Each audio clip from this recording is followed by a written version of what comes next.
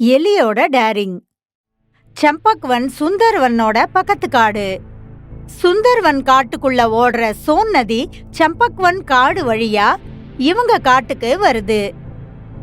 ரெண்டு காட்டுலயும் வாழற விலங்குகளையும் சோன் நதி ஒரு கயிறால இணைக்கிற மாதிரி ஒன்னா இணைக்குது.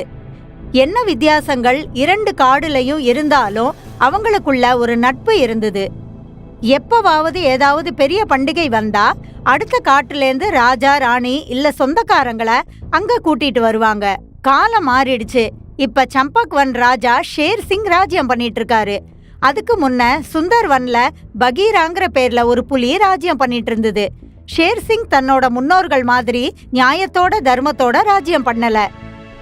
சுந்தர்வன்ல புலிகளோட ராஜ்யம் இருக்கு. இது வரைக்கும் ஒரு சிங்கத்துக்கும் எந்த விதமான ஆட்சேபனையே இல்ல. அரசே, சுந்தர்வன்ல எந்த ஒரு சிங்கமும் இல்ல. அங்க வெறும் புலிங்க மட்டும்தான் ராஜ்யம் பண்ணிட்டு வருது. ஒருவேளை சுந்தர்வன்ல ஒரு சிங்கமும் இல்லைன்னா அதுக்கு அர்த்தம் அந்த சிம்மாசனம் காலியா இருக்குன்னு. ஒரு புலி காட்டோட அரசனாக முடியாது, எப்பவுமே முடியாது. நீங்க என்ன சொல்றீங்க அரசே? அங்க உள்ள சிம்மாசனம் எப்பவுமே புலிங்க கையில தான் இருந்துச்சு. சேனைகளுக்கு தெரிவி, நான் சீக்கிரமே சுந்தர்வனை அட்டாக் பண்ணி அங்க உள்ள சிம்மாசனத்துல உட்கார போறேன். சுந்தர்வனை சம்பக்வனோட சேர்த்து எல்லைய பெருக்க போறேன். மகாராஜாவோட உத்தரவை கேட்ட மந்திரி கரடி இந்த விஷயத்த காடு முழுவதும் சொல்றாரு. அரசு ஷேர் சிங், இது சரியா செய்யல. சம்பக்வன்ல நாங்க எல்லாம் எவ்வளவு சந்தோஷமா வாழ்ந்துட்டு இருக்கோம். பிரச்சனையை உருவாக்கி யார் ரெண்டு காட்டுக்கு நடுவுல சண்டையை உருவாக்கி சண்டை போடணும். நான் நினைக்கிறேன் சுந்தர்வன் வரைக்கும் மெசேஜ் அனுப்பியே ஆகணும். ரெண்டு குரங்குகளும் ரகசியமா பாதி ராத்திரி எல்லைய கிராஸ் பண்ணி சுந்தர்வனுக்கு போறாங்க. அங்க போய் அங்க இருக்கிற மந்திரிய சந்திக்கிறாங்க. மாமந்திரி, உங்க ராஜா பகீராக்கு ஒரு முக்கியமான விஷயம் இருக்கு. நான் வெறும் அவர் கையில தான் கொடுப்பேன். நீங்க என்னைய மகாராஜ் கிட்ட கூட்டு போங்க. டோலு சொன்னதை கேட்ட மந்திரி நரி அத மகாராஜா பகீராவோட குகைக்கு கூட்டிட்டு போகிறாரு. டோலு குகைக்குள்ள போய் சேரும்போது மகாராஜா பகீரா ரெஸ்ட் எடுத்துட்டு இருந்தாரு. பகீராவை பார்த்த டோலுவுக்கு பயமா இருந்தது. அப்படியும் தைரியத்தை வரவழைச்சுக்கிட்டு டோலு பகீராவை எழுப்பினாரு. ராஜா பகீராத்ன, எந்திரிங்க. டோலு திரும்ப திரும்ப எழுப்பினதும் கொஞ்ச நேரத்துல பகீரா எழுந்து உட்கார்றாரு. யார் நீ? இந்த ராத்திரி என் கோகைக்குள்ள என்ன பண்ணிட்டு இருக்க நீ சுந்தர்வன் ஆள் மாதிரி தெரியலையே. அரசே, நான் சம்பக்வன்ல இருந்து வந்திருக்கேன். நீங்க என்னைய சீக்ரெட் மெசஞ்சர்னு நினைச்சுக்கலாம். நான் இன்னைக்கு உங்களுக்கு ஒரு முக்கியமான விஷயம் சொல்ல வந்திருக்கேன். என்ன விஷயம்? கிளியரா சொல்லு எனக்கு. அரசே, எங்க காட்டுல நம்ம மகாராஜா சிங்கம் பையன் ஷேர் சிங் சிம்மாசனத்துல உட்கார்ந்துட்டாரு. அவரு இருந்த ராஜா மாதிரி அமைதியா இருக்கிற ஆளு கிடையாது. அவர் என்ன நினைக்கிறாருன்னா சம்பக்வன் எல்லைக்குள்ள சுந்தரவனும் அடங்கி இருக்கணும்னு. அதனால சீக்கிரமாவே உங்க மேல யுத்தம் பண்ண போறாரு. நீ சம்பக்வன் உள்ள ஆளு தானே? நீ எதுக்கு இந்த சீக்கிரட்டான மெசேஜ் எனக்கு சொல்ல வந்திருக்க? அப்போ நீ உன் ராஜாக்கு விசுவாசி இல்லையா நீ? அரசே, எங்க காட்டுல எந்த ஒரு மிருகமும் விரும்ப மாட்டேங்குது. சுந்தர்வன்ல இருந்து சம்பக்வனுக்கும் எந்த ஒரு விவாதமும் இருக்க கூடாது. உங்களோட உறவு கெட்டு போக கூடாது. போறனால எந்த ஒரு நல்லதும் நடந்ததே கிடையாது. நீ இந்த விஷயத்தை தெரிவிச்சதுக்கு ரொம்ப நன்றி டோலு. நான் என்ன நினைக்கிறேனாக்கா, உன் உயிருக்கு ரொம்ப ஆபத்து இருக்கு. அங்க உள்ள ரகசியம் எனக்கு தெரிய வந்துடுச்சுன்னு ஷேர்சிங்க்கு தெரிஞ்சிடுச்சுனாக்கா இத ராஜ துரோகம்னு சொல்லுவாங்க. உனக்கு மரண தண்டனை கொடுத்துருவாங்க. நீங்களே எனக்கு ஒரு வழி சொல்லுங்க அரசே. நான் இப்ப என்ன பண்றது? நீ நிம்மதியா என் காட்டுக்குள்ளரு. நீ இங்க ரொம்ப பாதுகாப்பா இருக்கலாம். உனக்கு எந்த ஒரு தொந்தரவும் இல்லாம இருக்க நான் எல்லா முயற்சியும் பண்ணுவேன். டோலு சொன்ன இந்த முக்கியமான தகவலை கேட்ட பகீரா தன்னோட சேனைகளை கவனமா இருக்க சொன்னாரு. அப்புறம் சுந்தர்வன் எல்லைக்கு அக்கம் பக்கத்துல வீரர்களை நிறுத்தினாரு. 2 நாளைக்கு அப்புறம் நம்ம எவ்வளவுதான் முயற்சி பண்ணி நம்ம கிட்ட இருக்க புலி மிச்ச மிருகத்தை எல்லாத்தையுமே கொண்டு போய் எல்லையில நிறுத்தினா அதுக்கப்புறமும் சிங்கம் வந்து நம்மள தாக்கினா நாம ஜெயிக்கிறது ரொம்ப கஷ்டம்தான். ஷேர் சிங் கிட்ட சிங்கங்கள் மற்றும் கரடியோட பெரிய சேனை இருக்கு. அவங்க வலிமையான சேனைக்கு எதிரில நம்ம சேனை வீக்கா இருக்கும். நீங்க நம்ம சேனையோட வீரர்களோட மனோபலத்தை உடைக்காதீங்க மகாராஜா. எங்களை யாருக்கும் கம்மியா நினைக்காதீங்க. நாங்க எல்லாரும் எங்க சுந்தர்வனுக்காக உயிரை கொடுப்போம். எனக்கும் தெரியும், உங்களை போல வீரர்கள் மேல எனக்கு எந்த ஒரு சந்தேகமும் கிடையாது. ஆனா உண்மை என்னன்னா எனக்கு யுத்தத்துல விருப்பமே இல்ல. அப்பாவி மிருகங்கள் சாவறதுல எனக்கு விருப்பமே இல்ல. என்ன பண்றது எனக்கு ஒரு ஐடியாவும் வர மாட்டேங்குது.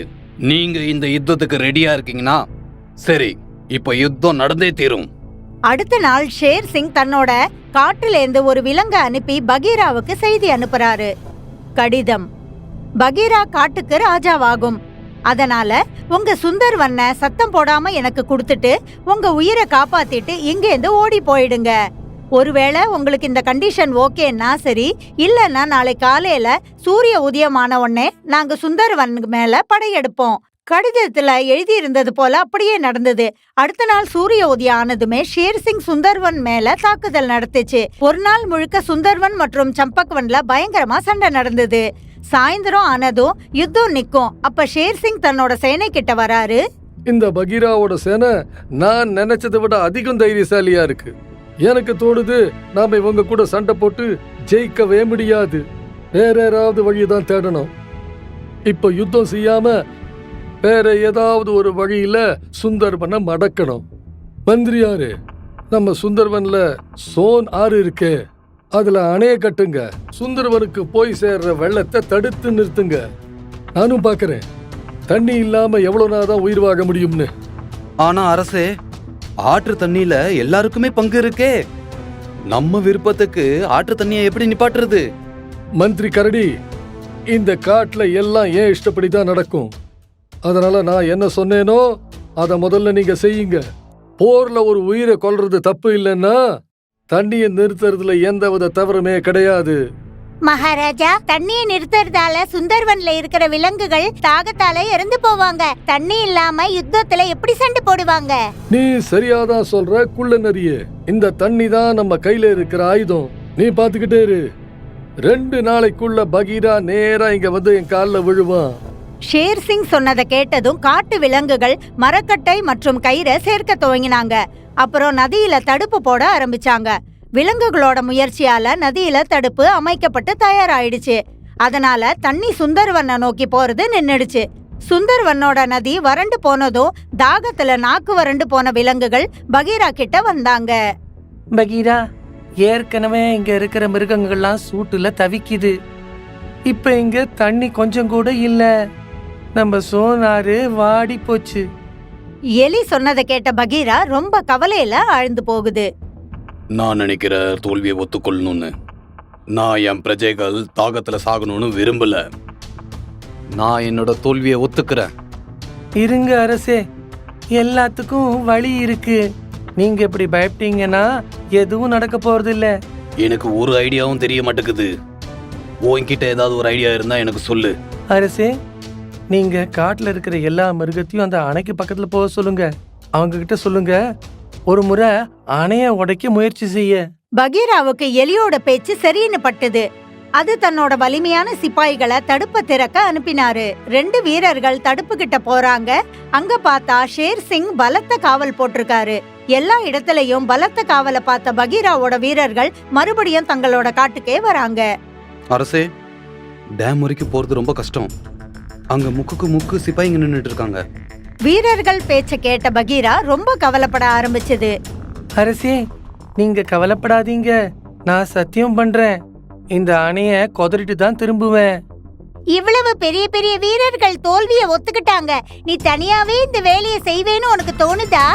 அற்ப எலியே, உன்னை பத்தி என்ன நினைச்சிட்டு இருக்க? ஏ குள்ளநரி, யாரையும் இப்படி கேவலப்படுத்தப்படாது. ஊசியோ வாளோ எல்லாத்துக்கும் முக்கியத்துவம் இருக்கு. ஊசியால எதை செய்ய முடியுமோ அது ஒரு வாள் செய்ய முடியாது. நீ என்னதான் சொல்ல வர? நான் ஒரு சிறிய மிருகம்.